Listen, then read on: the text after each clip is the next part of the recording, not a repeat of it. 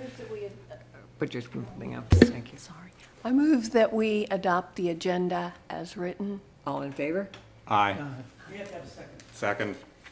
All in favor? Aye. Aye. New business, organizational meeting?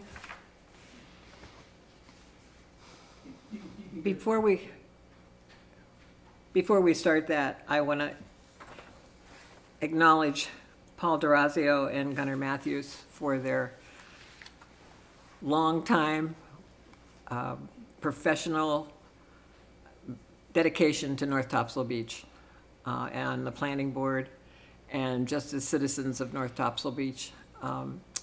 They both have done an outstanding job, and we wouldn't be where we are today without their input on the planning board. So I'd like to take this opportunity to go on record to make sure that the town knows how important they've been to the planning board. Thank you, Paul. Second. All in favor? Aye. Aye. Okay. So pursuant to the duly adopted North Topsail Planning Board Rules of Procedure, Rule Number 2, the newly appointed members shall take and subscribe the oath of office as required by GS 160D-309 as the first order of new business. Terry Ward was appointed by the Board of Aldermen on 10/4/2023 and will be sworn in as a member of the remaining three-year term expiring May 15th, 2026. So if you want to do them one at a time, if you want to start first. You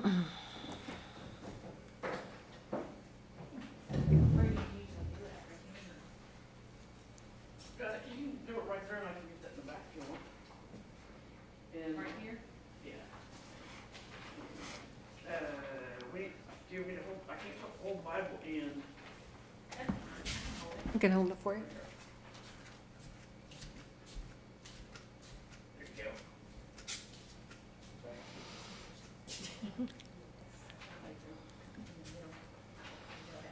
Okay, put your left hand on the Bible and raise your right hand and repeat after me. I, Terry Ward, do solemnly swear that I will support and maintain the Constitution and laws of the United States and the Constitution and laws of North Carolina, not inconsistent with therewith, and that I will faithfully discharge the duties of my office as a member of North Topsail Beach Planning Board. So help me God.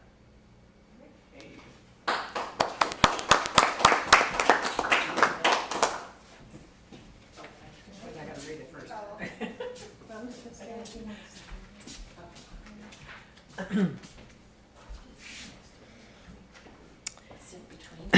And take one here.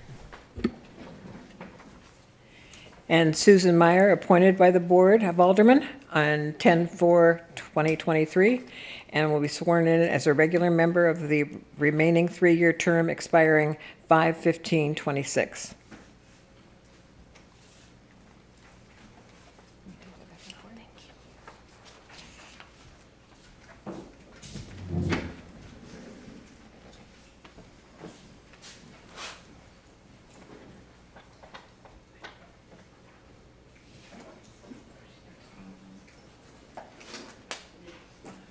Yeah, you have to sign it.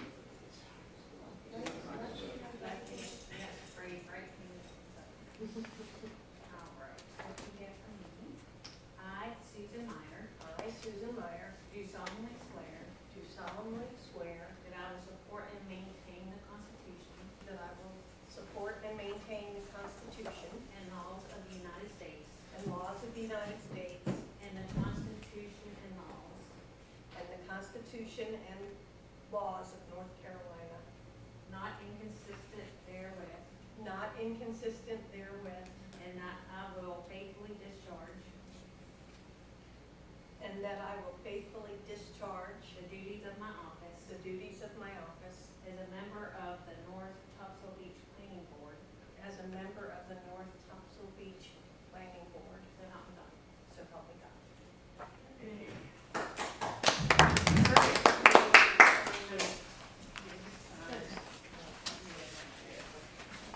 And the one like you got copies of it, so she'll sign it and then you'll sign it and then I'll make copies of it.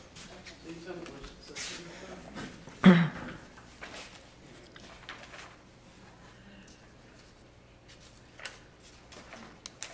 Do you have to take it, Yes. Okay.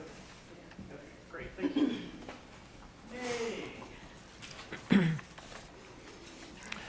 As a second order of new business, the planning board shall elect a vice chair using one of the nominations and voting procedures set out in Rule 24. I would just like to make the comment that we don't have our full board here, and we don't have any alternates, so I wonder if you think that maybe we should wait till our next regular meeting to appoint a vice chair. Or somebody is welcome to make their nomination now. No.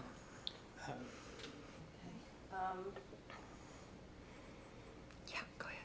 I'll be happy to serve. Okay. Can we make nomination? Yeah. Okay, 1, 2, 3, 4, 5. So Stu can vote since there's not a whole panel. So you have, Right. and you can vote anyway. I can vote. So you've got all 5 of you. Okay. All right. So the only one we're missing is Lisa, right? Right. Okay. Stu would not be eligible, the only caveat is that Stu would be eligible to serve as vice chair because he's an alternate, not a Right. regular member. But tonight he can vote for whoever, Yeah. whoever he wants. Okay. All right. So we have the nomination. I nominate Susan. A second? Second. Discussion. Call the roll. So, all in favor? Aye. Aye. Aye. All right, congratulations. Well, thank you. Thank you. Thank you for volunteering. Approval of the minutes from June 15th, 2023. You have to amend that page. Sorry. Like you put yourself up, but Stu made the Nominated. motion, He made the He motion. made the and motion. who seconded it? Terry. Sorry, I'm having to do double duty and I. That's all right. You're allowed to ask questions. You just said so. Right. Okay. Approval of the minutes from June 15th. I move that we approve the minutes of August, No, June 15th. June first. 15th. Sorry, wrong one. It's okay. Can I get a second? I second. All in favor? Aye. Aye.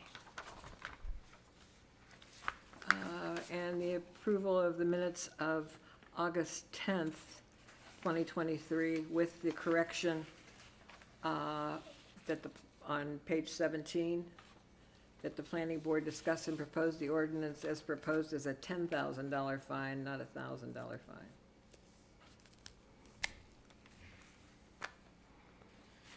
I make a motion to approve those minutes with that change. Can I get a second? I'll second. All in favor? Aye. Okay.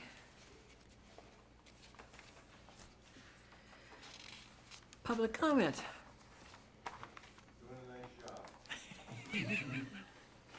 How is it from that side?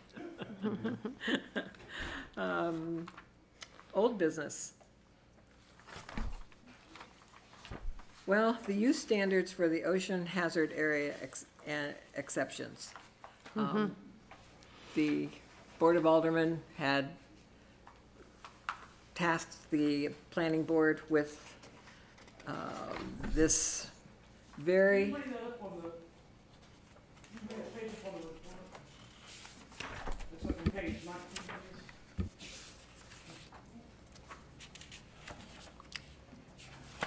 This very important task.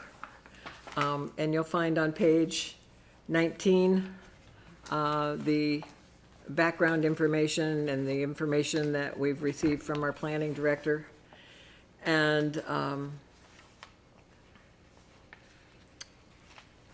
we've tabled this a couple times, and now we have a new group of on the planning board who may not be as familiar with what we've been tasked. And so I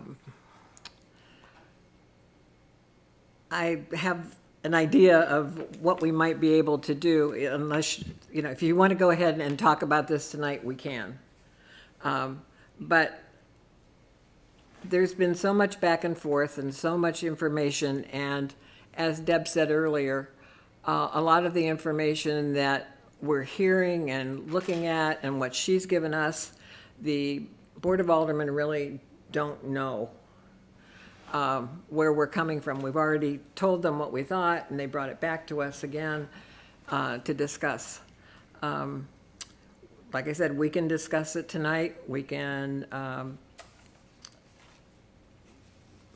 table it. We can make a decision. We can just send back. But I was thinking that maybe, as Deb said, maybe they're not understanding where we're coming from, and maybe we're not understanding where they're coming from. And what would you think about having a workshop to discuss exactly these broad questions that we have because it's not specific enough for us to be able to give an analysis, and we're going to give an opinion, but we have the information from Deb that we need to review and to look at and decipher, which is what we've been trying to do, but every time we try, something else happens. So just what are your thoughts about discussing it this evening or waiting to? And before we get to that, if I could just say a couple of things. Sure. It may seem like you've gone back and forth, but I don't believe that you have. I think if you look at the August minutes, Right. that was the first time it was presented to you. If I'm not mistaken, if I am, please correct me. But it was, and that's when Alderman Grant addressed the planning board, August the 10th, right? Yes. And he spoke, and then when it came up that same meeting under new business, because it was a directive from the previous Board of Aldermen meeting, and it was cut and pasted, the text was cut and pasted what their directive was, then it was, if you bear with me if I can read it, for you, Vice Chair Grazio expressed concern over the short duration of time the planning board had the information, as well as the desire for time to review it and allow for discussion with others. Mr. Grazio recommended placing the topic on the September planning board agenda for a recommendation to the Board of Aldermen for their October meeting. And what happened was the September meeting was canceled. wasn't the September meeting canceled? Mm-hmm. And so here it is October, and now we have two new members. So we've got two out of, Seven. new members out of 5 with 1 absent and 3 vacant positions. Right. So I just wanted to clarify, I'm not being argumentative with the point that you were trying to make. Just to say that I know that it feels like we've been doing this back and forth, but you had only really done it once, for the record. Well, we've been talking about it for so long that, we've been, trying to get information and trying to And it has been for 3 months, and, you know, it's just, we're just dragging it on and on. And the more questions we have, the more questions we have. Right. I wouldn't mind just getting a high-level overview and maybe dive into some of the details that we're ready to discuss, just to Okay. be better prepared. I mean, I'm reading the Home Builders Association letter, and they request the planning board to have the planning staff showcase the permitting and inspection process, and that seems a fair ask.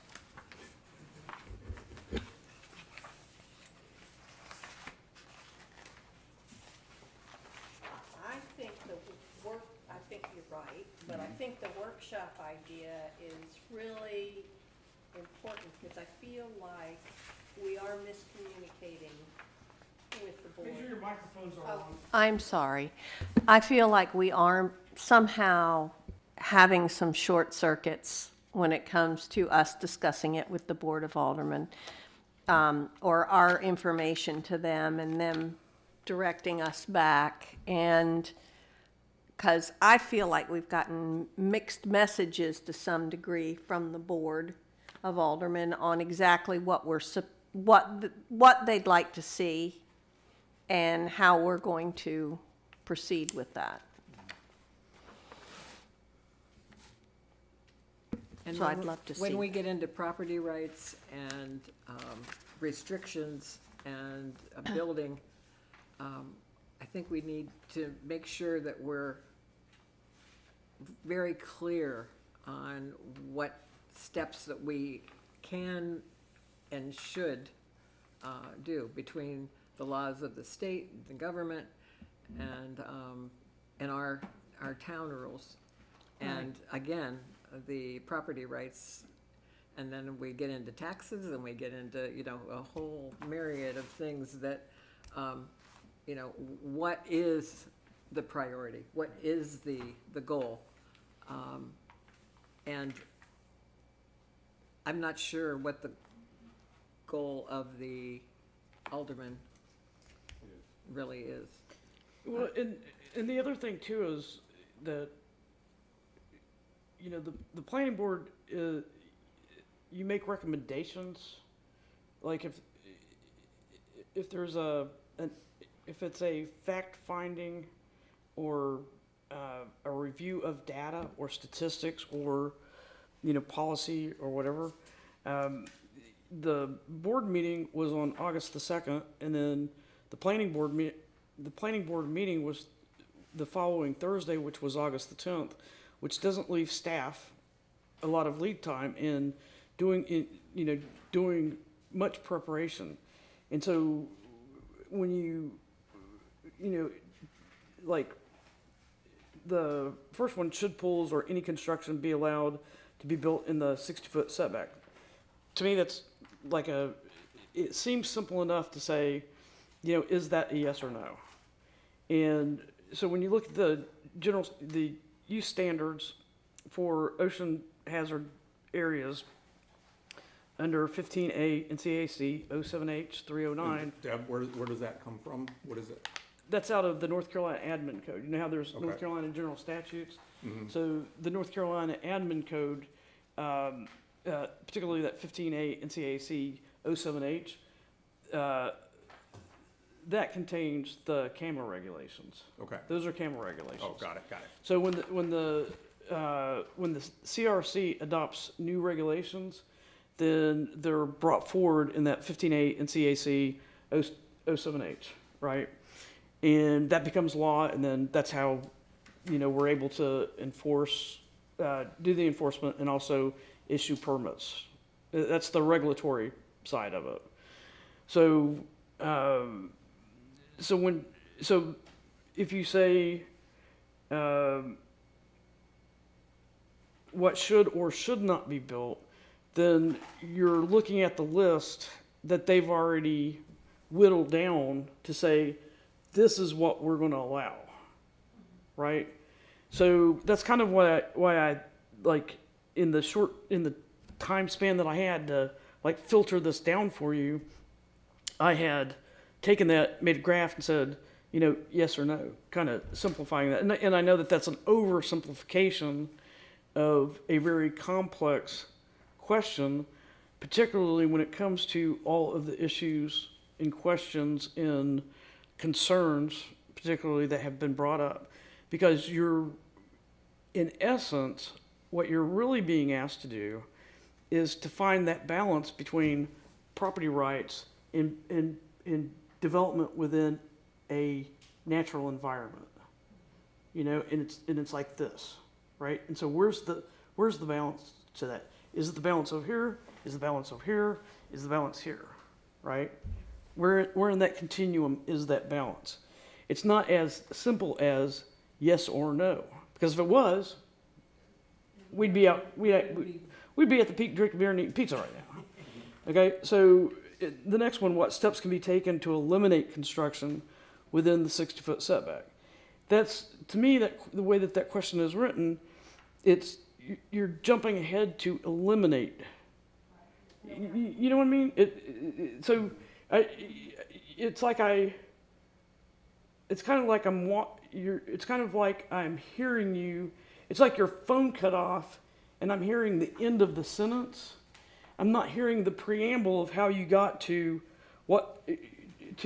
why you the board, or why you, who I'm listening to, got to the point of eliminating construction, let alone what steps can be taken. Does that make sense? Yeah, because when you read the second question, you realize that the first is not a question, it's a comment. And right. So they want to, Right. you know, they want us to go right to step 2. So, And what does construction mean? I mean, we construct walkovers, right, right, over the dunes. right. There's a list of things we can construct. That's correct. So is it all of that? I mean, what does construction mean to the Board of Aldermen? So, Right, and so when you get to what can we do to protect the dune structure that we have, okay, that's tantamount for me, because I'm not an engineer, right? I'm a planner, but it's like that's tantamount to asking me, how can I keep the stars hanging in the heavens? You know, and again, that's a very complex question for a short period of time for the research. Like, one of the questions, if I was on the planning board, if I can turn this around, if I was sitting where you're sitting, what I would be asking me is, what's Surf City doing? What's Topsail Beach doing? What's Emerald Isle doing? What are these other beach communities doing to protect their dunes? Okay, I'm asking those questions. Noted. Yeah. Noted. You know, hey, little planner Deb, do a survey of, what dune protection measures are, other similar towns doing. I think Topsail Beach is prohibiting pools oceanside, is what I had heard in the BICEP meeting. And they have for a while. Yeah. I mean, but they're different, the topography is different. yes, Yeah. absolutely. Yes. And what are the ramifications if we do restrict so much? Are we gonna lose a tax base? Are we going to lose, this place has become a rental property, is that going to affect the people who have built these multi-million-dollar homes here? Where does that, we want and we need the income. And if we don't have it, then what happens to our beaches? Mhm. What happens to the infrastructure that we have here now? Plurus and the sewer and water thing going on. What are the ramifications of all of those things Right. if we do make these restrictions to eliminate, and that's what those first two questions seem to me. I would also like to get Brian Eads to counsel us on property rights, because we could be opening ourselves up to lawsuits as well if we're not going to allow, I mean, I don't know, down the line, he's the one that would know that stuff. We already have in place that if something is destroyed and it's no longer within that setback, I mean, just like we have lots that were unbuildable that are buildable now, we're gonna have lots that were buildable that are gonna be unbuildable for pools or decks or whatever, if we have another major storm.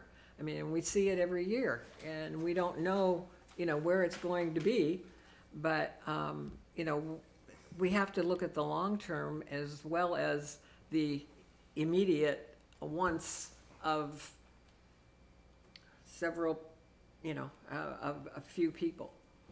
We have to look at the big picture and not be myopic in what we're doing, because we are here, it's planning, it's not plan. Right. What are the ramifications in the future for Right, things? absolutely. And that's kind of what, trying to get up to speed, I felt like I fell down a rabbit hole. Because the first thing that struck me too was the issue of property rights. And I was thinking what you were saying, revenue. What about these homes who draw a certain revenue, or even just homeowners who built their house with a pool and now say something's happened, they can't rebuild the pool because of the new ordinance. They go to sell their house, they have a loss of property value then. What does that open up the town for?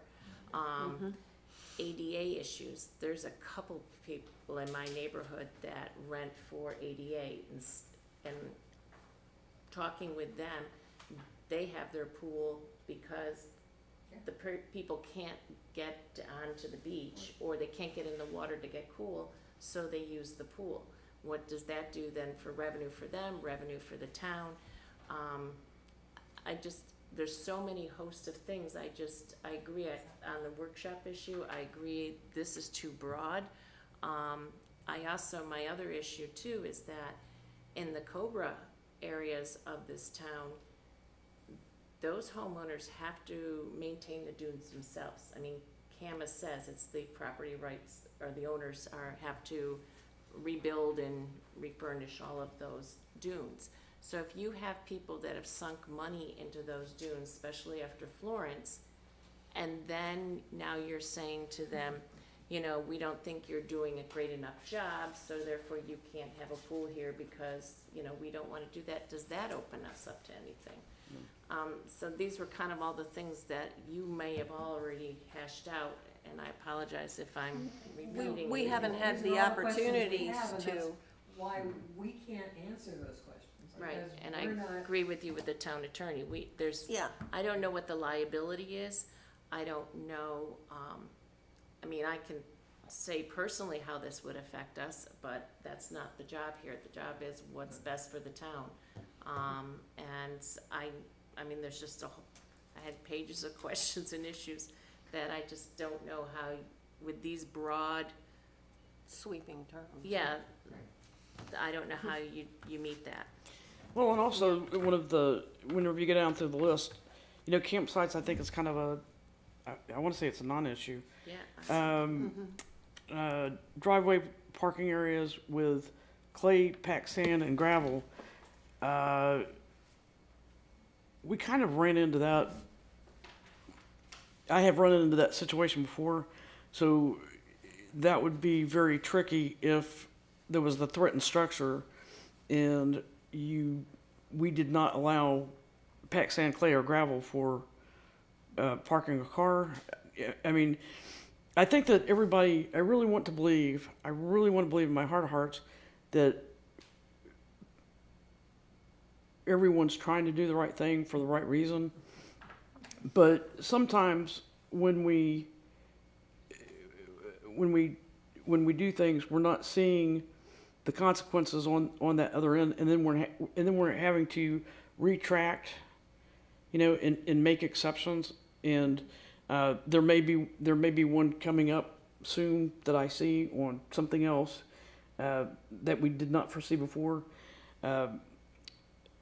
which is a whole nother kettle of fish I won't get into. But it's challenging, and that dune system is constantly changing. It is constantly moving to and fro, you know, and so that brings us to the decks, which, so a lot of the houses are built, you know, where the setback is, and now they're going by. We also have a static line that CAM is enforcing, even though the town hasn't, the town hasn't, as far as my understanding is, we haven't put forward a beach plan yet. CRC hasn't accepted that beach plan yet. So therefore, in my mind, I didn't think that static line applied. But as it turns out, they are enforcing that static line if that static line is more restrictive, right? So now we're dealing with a more restrictive static line. And so let's talk about decks. So if you have a more restrictive static line, and so what if you don't allow for decks? Right? What does that do to the property value? All right, and then storage sheds. You know, storage sheds are really considered minimal investment. Under, I think it's $3,000. They might have upped it to $5,000. And I want to say 150 square feet. And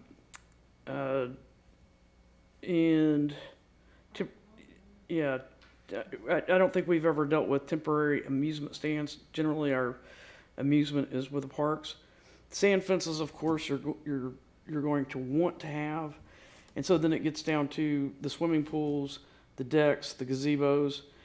We've already disallowed gazebos and decks within that 5-foot buffer of the dunes. And then fill not associated with dune creation that is obtained from an upland source and is not of the same general characteristic as sand in the area. You know, I don't think that we've been allowing fill in that setback area. I can't imagine, that doesn't even ring a bell with me. Typically when you're putting a pool in, they're looking for places to put that sand, so they have to put that sand on the landward side of the dune because there's no place else to put it. But then they can't be within that 5-foot buffer. They can't disturb that 5-foot buffer, so now what are they going to do with that sand? So that, you know, now we're... And the houses are getting bigger and bigger and bigger. I mean, when we had a 3,000 square foot house, it wasn't that big of a deal. But now that they're 5 and plus square foot houses, and they're putting these pools in, and so they're going to use every inch of what they can have. And to be fair, they're going to go right up to that foot line, and it's going to look like, and I brought you down, and just when we looked at a build a couple years ago. those townhouses. How in the world are they going to put this pool in here? You know, there's not enough room for it. Well, there's an extra foot, so they'll put it in. Right. And that's what we're seeing. Yes, Mr. Can I say one thing? The field might be also associated with commercial use. When we did the parking lots for North Topsail Beach, you know, the 4 parking lots. Yeah. There was gravel added closer to the dune, toe of the dune for parking, and that was within the campus area. So when you're talking about additional field, there's a situation where you need field. Right. Because I don't think when y'all built those or improved those areas, I don't think you used all the. We did not. You did not. So We did not. In the future, you may want to increase the parking, and if you don't allow field, you couldn't put parking on it. You wouldn't be able to bring the gravel in. So again, I think this is why we need to have a special workshop with the aldermen so that we open up this line of communication of our questions and, you know, what their, specific needs, that they feel are, you know, valuable to the town. And, but I don't think we can just, as a planning board, without more input, you know, make these decisions, because, there's so many, tentacles that are attached to this. So to be clear, you're requesting a workshop with the Board of Aldermen, Yes, Yes. and guidance from the town attorney? yes. It'd be great if he could be at that workshop, if Brian could be there. Even if he zoomed, it would be good, but we're gonna need him for, I'm sure. The for some other thing clarification. is, we've got a new board coming in that'll be in the next meeting, and they may have a different outlook. I don't think they get sworn in until January, do they? Well, that's true, yeah. But still, I mean, The other you issue, got the lame ducks, something. Yeah, yeah. the other issue too is that they were talking here about, the, engineer, the beach engineer that they had, and the thoughts from him that he's working with, I believe they mean the same one with the BICEP. Right. And the thought on the table for that was putting in what Topsail Beach has is a two-dune system. And he said in the report, if I recall correctly, that if they did do that, then this would be, it says, however, the town is able to build a project to include an additional frontal dune similar to the one at Topsail Beach, the construction of non-habitable structures and the current OEA could be revisited, meaning it would be a moot point because it wouldn't be your frontal dune. So we could be going through all of this, and if they decide to do this, then this is all for naught. And And we that's know happened. last year on the north end, we had a 10-foot dune that is gone. You know, and so whatever they did, you know, between March and May last year, we lost the whole entire thing. And, you know, so what was buildable, what was, you know, what was it within the guidelines, changed in 2 months. And some of the things that they're talking about in the BICEP committee are addressing the issue of the erosion up there that we can do in the meantime while they're waiting for the Army Corps and what we're gonna do, whether groin or no groin or whatever that issue is. So there's so many, as you said, tentacles, moving parts to this. I'm not even sure, even if we're all on the same page, we could make a decision. So, and that's why I think we need the Board of Aldermen to understand where we're coming from and what, you know, if it's just a pet, you know, this is just, I mean, it would be great if you could just, you know, check mark and everything would be done, but Right. there's just too many legs to this, and, that I don't feel that we can make an informed decision without their input. Okay. And so they need to know what questions we have as well. And, you know, we could make a list of questions, but there's still gonna be discussion that needs to be about those questions. But- And, I think It's a- face-to-face would be the best way to, Because even the third thing, what we can do to protect the dune structures we have, I question, and this would be a town attorney thing, is who owns that dune? If you're in Cobra, the homeowner does, they're the one that has to pay to maintain it. So then would that be only certain properties that this ordinance would come in? I mean, Well, there are some that would say that the property owner still owns that dune, subject to the public trust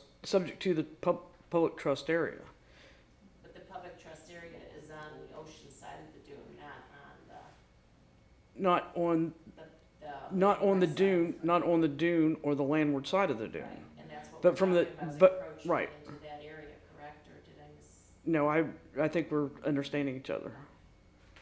But when, you know, the oceanfront property owner owns that lot subject to the public trust area. Correct. And that's true whether you're in Cobra or not in Cobra. Your property rights don't change. Right, I guess I was thinking more of like when Hurricane Florence came through and anyone who lost their dune, we weren't, those people, and I happen to be one of those, were not subject to FEMA or anything. So if we wanted the dune to be replaced, we had to pony up the money. You had to pay for it. Get the permit and replace our dunes ourselves. Wait 3 years until they can get around to it. Well, then you put your property, right, which is what the dunes are for, so this. Just okay. If with being in Cobra and it with Cobra not being eligible for federal funds or federal emergency funds, that does not negate your property rights, and it doesn't make it more or less your property. And so, if you are an oceanfront property owner and you're eligible for federal flood insurance, your property rights are not defined by your insurance or who's paying to repair that dune or build that dune. I guess where my confusion is that, and If I buy your dinner, it doesn't mean I own you. right, right. I guess what I'm questioning is that after Florence, there was some people who lost all of their dunes. And Right. in our neighborhood, some people decided they were not going to pay for the dunes, so there was. Or they couldn't pay. So they didn't pay. So then they could build technically, because there's no dune. They could put a pool in there. Or no. How would they? How would they be able to do that? Yeah, so, How could you put a pool in it? How can you put? You would need your first line of vegetation somewhere. Yeah. and if there's no line of vegetation, Then you're not. then you can't put a pool in here. Okay, No. all right. No. Mm-mm. Okay, so. Do you want to include? Do you want to include that in your committee report and then present your committee report to the Board of Aldermen, requesting a workshop? Yeah. Okay.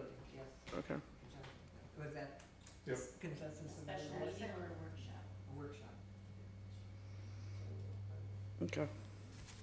including the county attorney? Okay.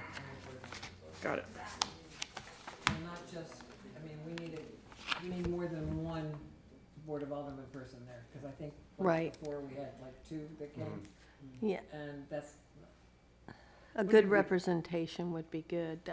I felt like when the board brought that up again at the last board meeting, Yeah. I felt like Brian wasn't on, getting the whole picture about what they were asking us to do, I don't think. Well, unfortunately, But- it goes back to communication that Right. I spoke about earlier.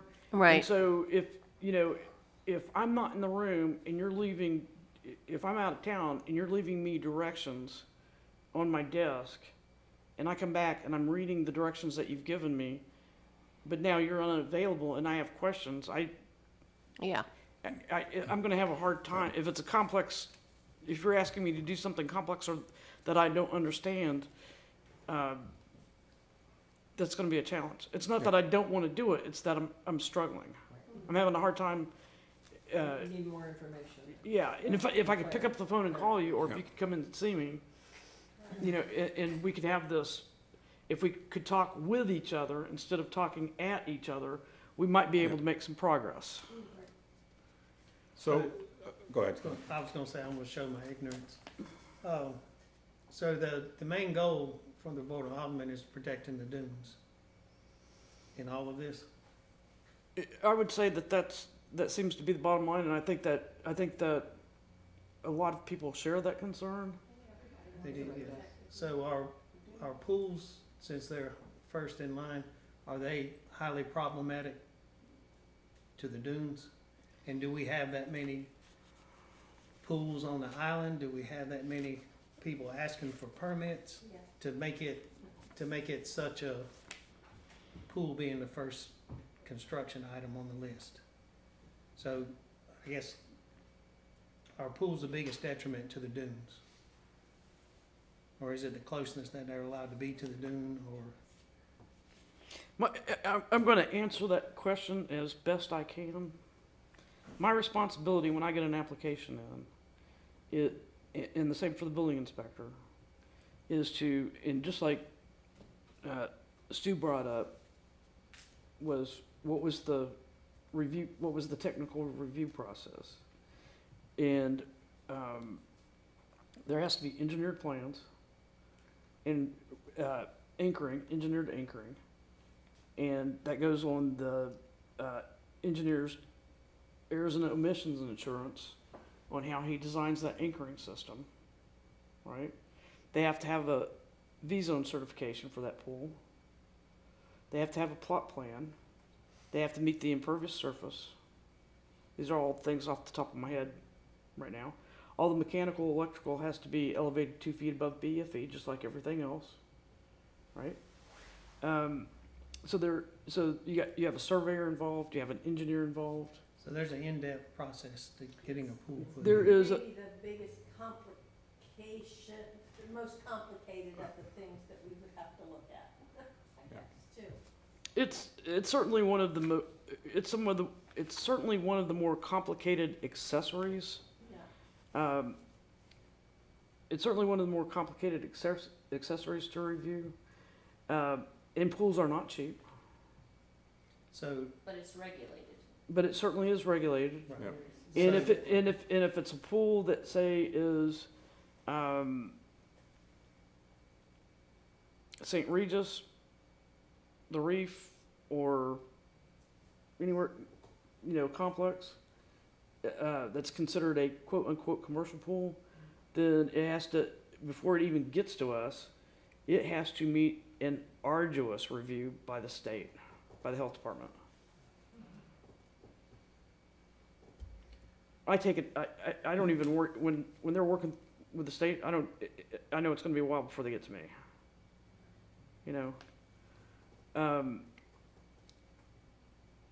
But I was thinking after Florence, there were pools that appeared to be out of the ground, but I don't think that it was so much out of the ground.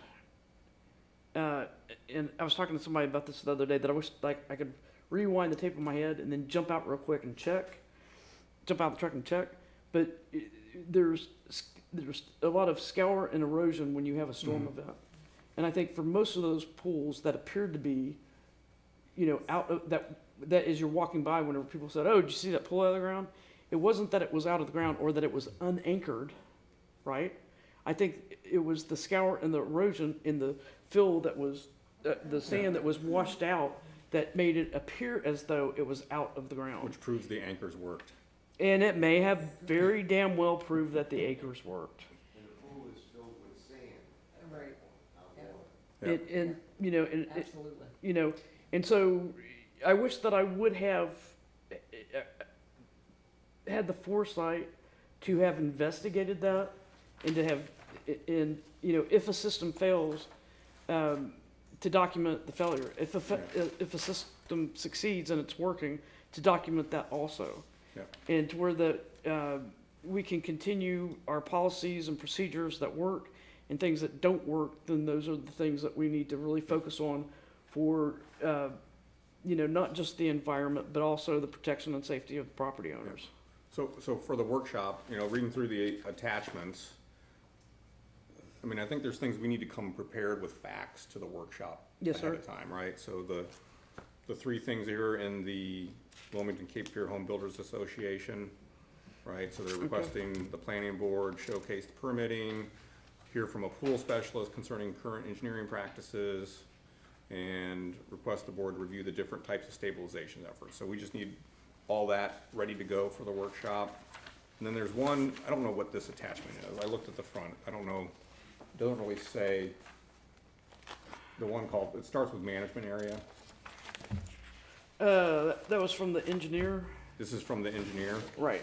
Yeah. Okay. The email from the town manager is kind of the preamble to. Okay, so this was a part of the email? That was the attachment, Okay. yes. All right, but anyway, so there's some assertions in here about, you know, things happening on Oak Island. Can we get those facts of what really happened? I mean, these are just, it's just thrown out there without any real facts.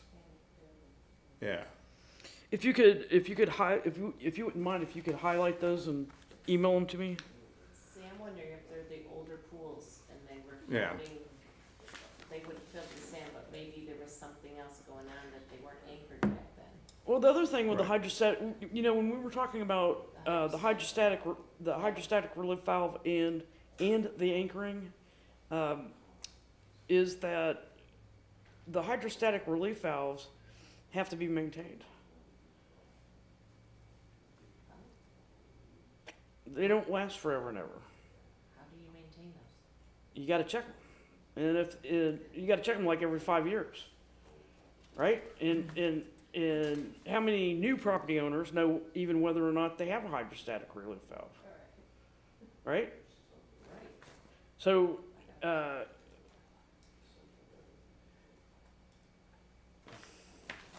And, you know, if we were gonna make a rule, maybe that's the rule we ought to make, is that there be every 5 years, that they're, Check. yeah, that they Well, I could- have to renew their license or whatever. yeah. Well, the And building inspector and I have discussed this quite a bit, and we've gone to, I think we went to both DOI and to NFIP on it, because there was one particular engineer that we were looking at it and kind of scratching our heads and saying, you know, and by law, if the building inspector receives a set of plans that are signed and sealed by an engineer, he does not have the credentials to question that engineer. He's a building inspector. He's not an engineer. He's not a PE, right? So, you know, when he receives that design and it's stamped by a professional engineer, then, but still, you know, we still have this inquisitive mind, especially the two, you know, the planner and the building inspector that North Topsail Beach is currently stuck with. We sit there and scratch our heads and we're like, well, I don't know about this. Let's look at it. Let's go ask somebody. And that's kind of our process, is that I check with NFIP and he checks with DOI. We make phone calls. We call our counterparts. How do y'all do it down there? Have you had problems with it? You know, what's the plus? What's the minus? But I think, you know, I think a lot of it might go back to the scour and erosion issue. And if it's scour and erosion, did those folks, was it just a matter of redressing around the pool with sand? You know what I mean? Yeah. Like, was the pool itself okay? Yeah. They just needed to, you know, bring in some sand and dress around the pool, and then they were okay. Or all of a sudden did we receive, you know, were they pulling pools up out of the ground and replacing them? Well, Which I don't recall that. I can't imagine that if there were more than one of those that happened, that it came out of the ground and wasn't able to go, you know, wasn't able to be tightened down, or that we would have known about that. Well, there are two, excuse me, there have been pools, and there have been pools, and there are pools that do not meet CAMA setback. And it's not that they are into the dune, it's that the dune has moved and has given way, and part of the pool has now broken off, and there have been certainly, you know, other places that have experienced that. And, you know, at that point in time, it would seem the most reasonable, cost-effective, logical thing to do would be for Division of Coastal Management or the state to say, you know, to condemn the pool. And if they can't condemn the pool, that somebody else does. I always like when the state does it, because it takes the burden off the town and the liability off the town. But if the state said, you no longer meet the conditions of your permit for your pool, you need to pull it up out of the ground and if you want to keep it, you need to move it back Or get a smaller pool. or get a smaller pool or whatever else, but you also need to pay to repair the dune. You know, and granted, this wasn't a dune whenever you got your pool permit, but times have changed. The dune line has receded, and welcome to the beach. That's beach life. Well, it's just like having to rebuild your house if you're too far. You can't. Well, that's why there's a 60-foot setback based on the erosion rate times 30, because 30 is the typical mortgage. And when they, issue a CO on your house, the intent is that the house is back far enough that it is going to be there for the life of that loan with the mortgage industry. So I don't. Well, I think these are the kind of discussions that we need to have with the Board of Aldermen so that they realize that the staff that they have is professional and knowledgeable and, why you're getting paid the big bucks. I would also request that the building inspector be there as well. Right. That's a great idea. Thank you. I think this just goes down to question, is pools the issue or is it protection of the dune? And if it's protection of the dune, the town is addressing that through the BISAC committee. If it's pools, then that's a different story, and then there's regulations and things, and I agree with you that having all of that and what those are, and do we need to look at those, that might be the issue, but. Has the 5-foot buffer been in place long enough to receive the benefit of the dune being protected from enforcement of that 5-foot dune buffer? We just put that in, when it, a year? September the 7th of 2022. Yeah, oh, a year. So it's only been a year? It seems like it was 2 months. It's another thing we've been talking about forever. No, but I'm saying, if when you say what can we do to protect the dune, okay, well, we adopted a dune protection ordinance with a 5-foot buffer and a $10,000 fine for violations.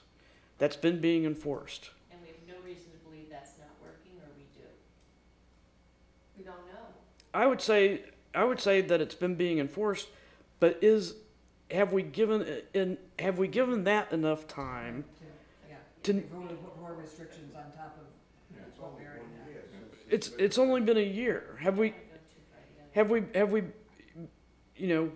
You're putting your foot down on the gas pedal, and you're still accelerating. And you might not need, and we might not need to. Right.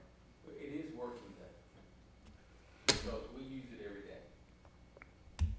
Our clients now with the oceanfront lots, we have to survey the dune, and we have to show the toe of the dune, we have to show the 5-foot buffer. So we have to show that to show the dune envelope. Right. So, we're using it every day.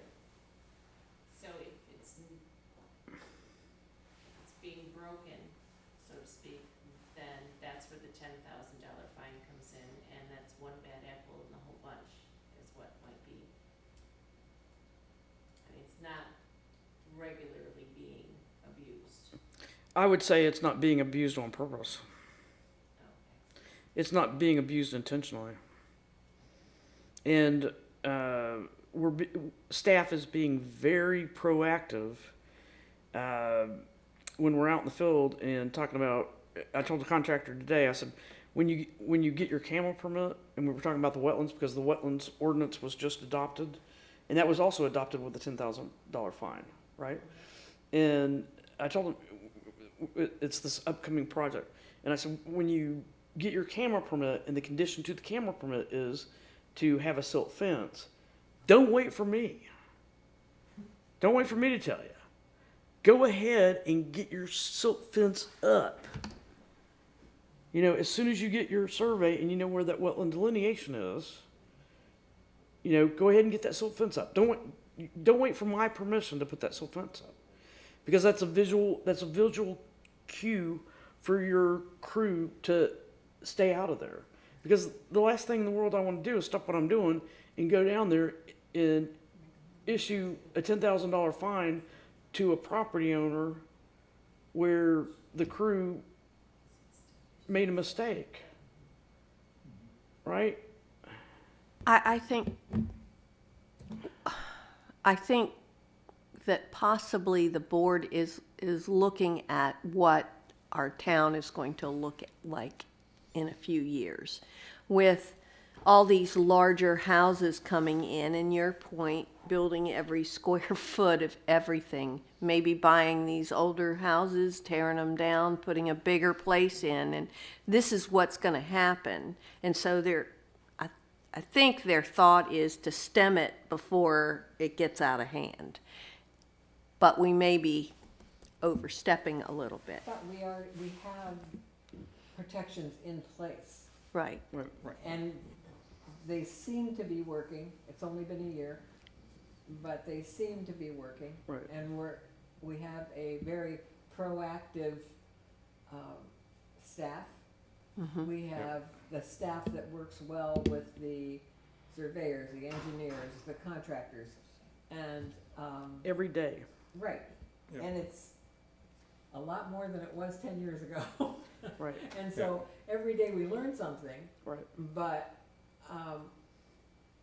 we also, there's a balance between the two.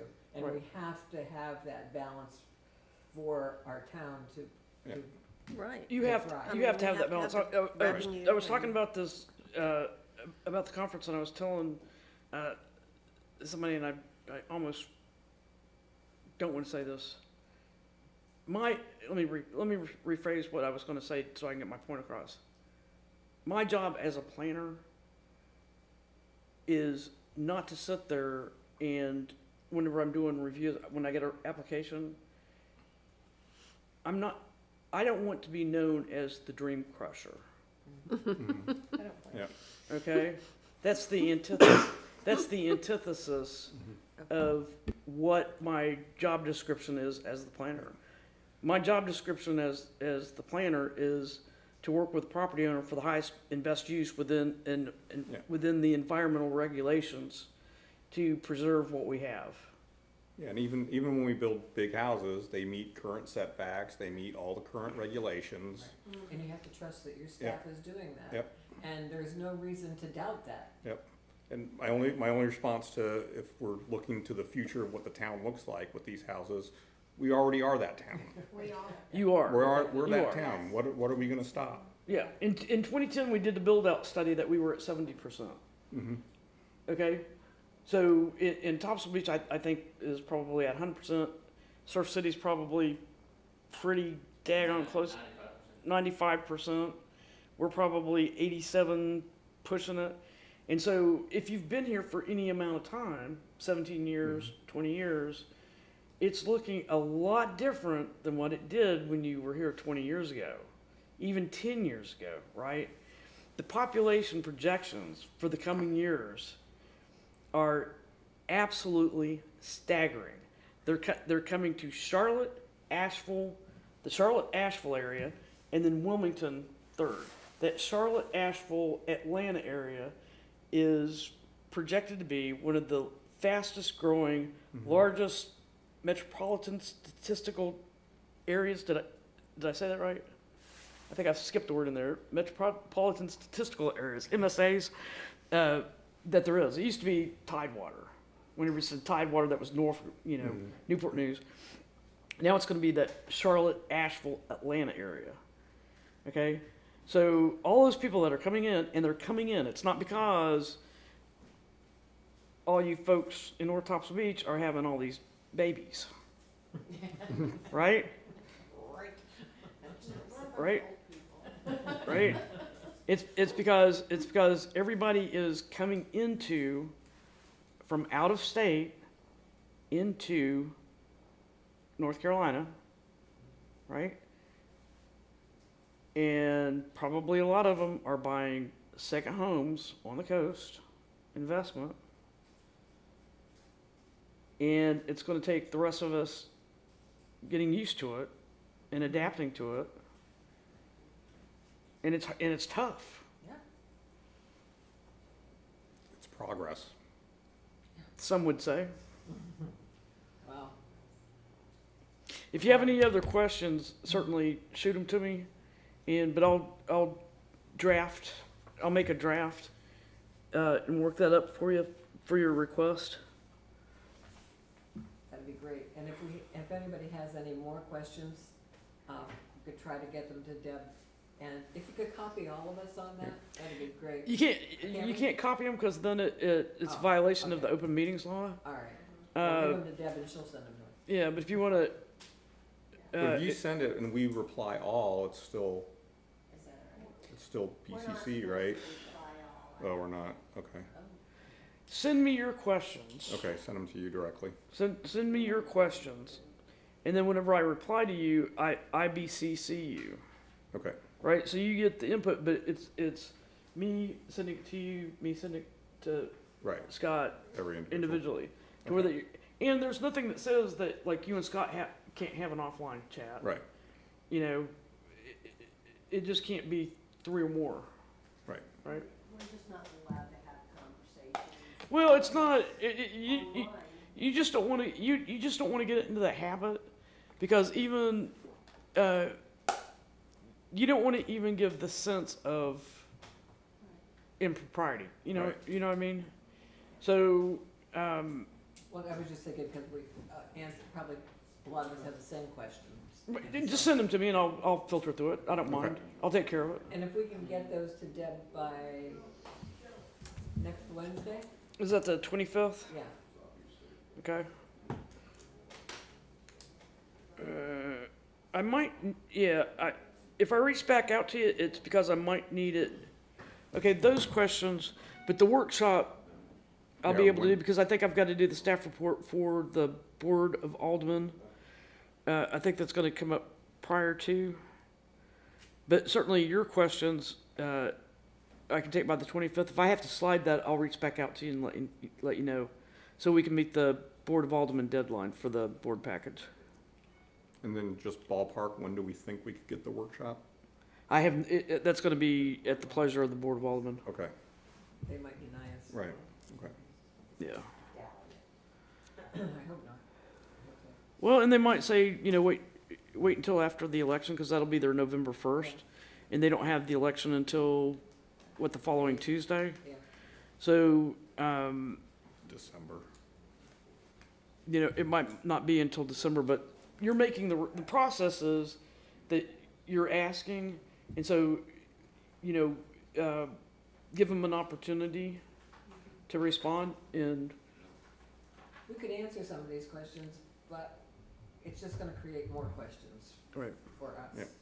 Agree. And the bottom line too is that for all of you, and I know that all of you understand this, is that you get down into the weeds and you turn things apart like a Rubik's cube to really get a good understanding to where that you feel very confident about the recommendation that you're putting forward. You know, it might not be perfect, but it's like the best one that you can put forward. And at the end of the day, that recommendation does not have to be in the affirmative for the Board of Aldermen to move forward with it. And so one of the things that, and I think that that's my fault, this is another opportunity to be a better planner, is I've always put down planning board recommends, right? And so what I'm going to start doing, and I think this might help the Board of Aldermen as well, is to put down your recommendation and then also put down possible motions for them. To where that if you say, I recommend we paint Town Hall red, then possible motions would be, I recommend we don't paint Town Hall at all, or I recommend we paint it blue, or I recommend we put a roof on the building. You know what I mean? To give them some other options other than your recommendation, but, you know, here's your recommendation, here are other possible motions. Well, like we said, the first two questions are already skewed. The third question is about the dunes, and so we have done something about that, and again, they might not be looking at the broader picture of what we have done already. And so, getting them one-on-one would be a huge help to us to make a recommendation. Right. And the other thing is, the BISAC committee may have their 30-year plan, 5-year and 30-year plan in, and that'll help with that too, kind of. That probably won't be till December, because I don't think there's a BISAC meeting scheduled for November. Yeah, we've been canceled, yeah. Okay. So that, I would assume would come December. So, I mean, I was just thinking if And it then- ended up in December, And then it would be a recommendation to the Board of Aldermen for their January meeting. To adopt the 30-year plan? Yeah, there's gonna be a, if I understand correctly, it's been a couple months since we've met, 5-year plan and then a 30-year plan. Okay, great, great. That's great having you on the board that you're plugged into that to where that we know. So I don't have to, yeah, that's super. That's super. Okay. Okay, where are we? You're gonna be late getting back up the street? Yeah, that's okay, I won't argue. Do you need Um, to make a motion to adjourn? Adjournment. We need Paul, because he always, oh. Could have somebody make a motion to adjourn. Motion to adjourn? A second. All in favor? Aye. Thank you very much for coming. Paul, we miss you already.